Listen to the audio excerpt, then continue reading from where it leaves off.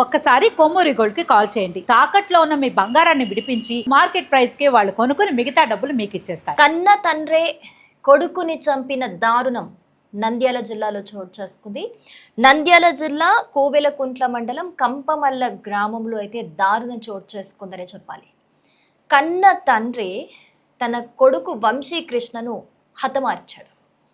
మరి కన్న తండ్రి కొడుకుని చంపాల్సిన పరిస్థితి ఎందుకు వచ్చింది? అసలు ఇందులో ఏం జరిగింది అని చూస్తే కనుక అసలు ఏం జరిగింది అని అంటే వసుంధర్ రావు అలాగే లీలావతి దంపతులకి ఇద్దరు పిల్లలు ఉన్నారు. ఒకరు వంశీకృష్ణ, ఇంకొకరు ఉమాదేవి. ఒక అబ్బాయి ఒక అమ్మాయి ఉన్నారు. అయితే వంశీకృష్ణని చదువు కోసం అని చెప్పేసి బెంగళూరుకి పంపించారు, బాగా చదువుకుంటాడని చెప్పేసి. అయితే అమ్మాయి ఉమాదేవి బీఫామ్ చదువుతుంది. అయితే వంశీకృష్ణ రీసెంట్గా బీసీఏ డిగ్రీ కంప్లీట్ చేసి మళ్ళీ ఇంటికి వచ్చేయడం జరిగింది. అయితే మరి బెంగళూరుకి చదువు కోసం పంపించారు కాబట్టి ఈ బెట్టింగ్స్ కావచ్చు, ఆన్లైన్ గేమ్స్ కావచ్చు, వీటికి బాగా అడిక్ట్ అయిపోయాడట వంశీకృష్ణ.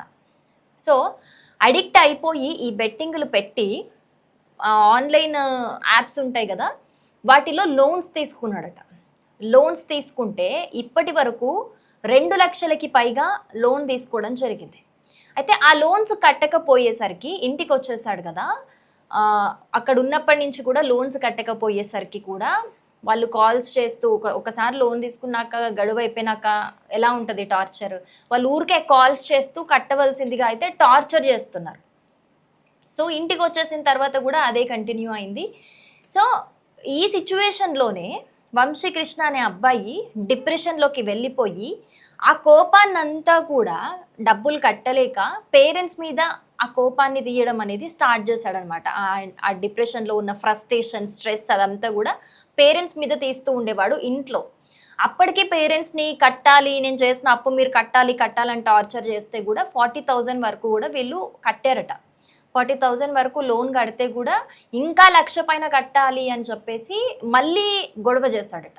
సో మళ్ళీ గొడవ చేసి ఇంట్లో ఉన్న ఫ్రిడ్జు, టీవీ అన్నీ కూడా విసిరేసి పడేసి పగలగొట్టేసి గొడవకు దిగాడట పేరెంట్స్తోని. సో పేరెంట్స్తోని గొడవకు దిగేసరికి అప్పటికే చాలా రోజుల నుంచి ఆ అబ్బాయి ప్రవర్తనతోని అదేం సరే మంచి విషయం కూడా కాదు, ఏదైనా మంచి విషయం జరుగుతుందంటే అట్లా కాదు, అన్ని చెడు అలవాట్లు అంటే నిజంగా ఆన్లైన్ గేమింగ్ కావచ్చు, బెట్టింగ్ కావచ్చు, ఇవి కూడా చెడు అలవాట్లే మెయిన్గా ఈ రోజుల్లో.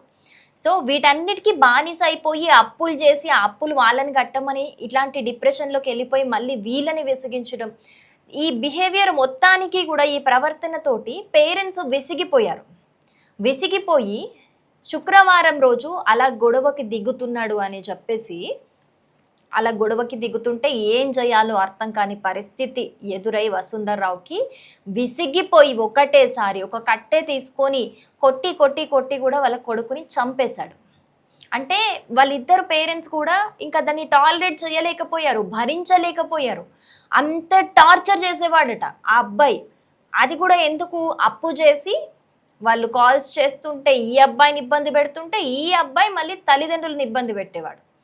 అలా భరించలేక దిక్కుతోచక ఏం చేయాలో అర్థం కాక విసిగిపోయి విరక్తొచ్చి ఆ అబ్బాయిని కోపంతో కొట్టి ఆ తండ్రి కొట్టి చంపేశాడట. సో ఈ విషయం పోలీసులకు తెలిసింది.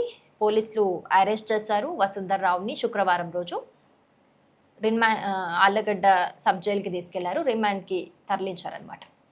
కానీ ఈ కేసుని కనుక మనం పరిశీలిస్తే, క్షుణ్ణంగా చూస్తే అసలు ఇందులో తప్పెవరిది? ఆ అబ్బాయిని చంపడానికి అక్కడ ఒక తండ్రి ఆవేదన ఉంది. సరే, నేను చంపడం కరెక్ట్ అని నేను మాట్లాడట్లేదు, కానీ చదువుకోవడానికి అని చెప్పేసి చిన్నప్పటి నుంచి కూడా చాలా కష్టపడి ఒక మెయిన్గా మిడిల్ క్లాస్ పేరెంట్స్ పిల్లల్ని చదివించడానికి వాళ్ళు చాలా త్యాగాలు చేసి వాళ్ళకున్న కోరికలను అన్ని చంపుకొని చాలా నిజంగా జీవితాన్ని సగం త్యాగం చేసి పిల్లల్ని చదివించడానికి చాలా ఇన్వెస్ట్ చేస్తారు. దూర ప్రదేశాలకు కూడా పంపిస్తూ ఉంటారు. బాగా చదువుకుంటారు, వీళ్ళ భవిష్యత్తే మాకు ముఖ్యం, మేం బాగలేకపోయినా పర్లేదు, మేము ఏ కారం వేసుకొనో తింటాం, కానీ పిల్లల భవిష్యత్తు బాగుండాలి అని చెప్పేసి మారుమూలలో ఉన్న వాళ్ళు బెంగళూరుకో హైదరాబాద్కో ఇలాంటి ప్లేసెస్కి పంపిస్తూ ఉంటారు తెలుగు రాష్ట్రాల ప్రజలు. కానీ ఎందుకు పంపించారో కూడా మర్చిపోయి చాలామంది, నేను అందరి గురించి మాట్లాడట్లేదు, ఎవరు చేస్తున్నారో వాళ్ళ గురించి మాత్రమే మాట్లాడుతున్నా, వాళ్ళు కొన్ని అలవాట్లకు బానిసలవుతున్నారు.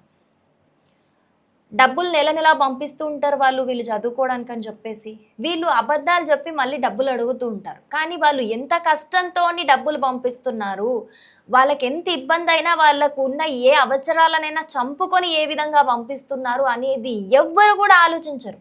పిల్లలు ముఖ్యంగా ఆలోచించకుండా ఇక్కడ ఈ సిటీలో నేను ఎందుకు వచ్చాను, నేను చదువుకోవడానికి వచ్చాను, నేను ఏం చేయాలి, నా తల్లిదండ్రులు ఎందుకు పంపించారు నన్ను ఇక్కడికి, నేను చదువుకొని వాళ్ళకి ఆసరా అవ్వాలి అనేది మర్చిపోయి వీళ్ళు ఏం చేస్తారు, ఇక్కడ ఆన్లైన్ బెట్టింగ్లని, ఆన్లైన్ గేమ్స్ అని, ఇంకేవో అలవాట్లని, తాగడం అని, స్మోక్ అని, బయటకు తిరగడం అని, ఈ మధ్య కొత్తగా ట్రెండ్ పబ్లకు వెళ్ళడం అని, తాగి డ్రంక్ అండ్ డ్రైవ్లో దొరకడం అని. ఏంటివి? ఎందుకు పంపిస్తున్నారు మిమ్మల్ని? చదువుకోవడానికి పంపిస్తున్నారు, మీరు బాగుపడాలి, మీ భవిష్యత్తు బాగుండాలి అని పంపిస్తున్నారు, మిమ్మల్ని ప్రయోజకుల్ని చెయ్యాలని వాళ్ళు పంపిస్తున్నారు. కానీ మీరు చేస్తున్న పనులేంటి?